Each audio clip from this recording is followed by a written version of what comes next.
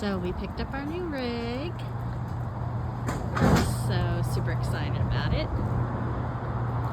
Mark is figuring out all the stuffs that we need to do.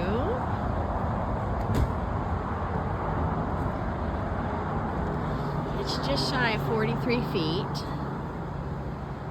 This is the 2026 Forest River Salem Hemisphere. It has 3 slides, a bedroom slide, and then a large slide on each side. That's the big dog, our truck. Mark said it pulled really great.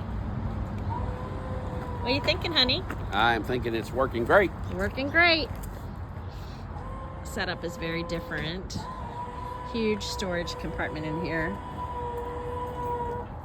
This thing here, we need to latch it better.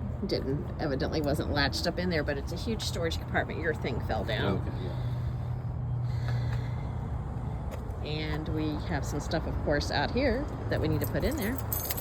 But I'm glad we boxed up because it made the moving of the rig from one rig to another super easy.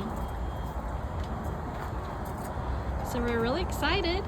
And as we get things set up, we will make some more videos.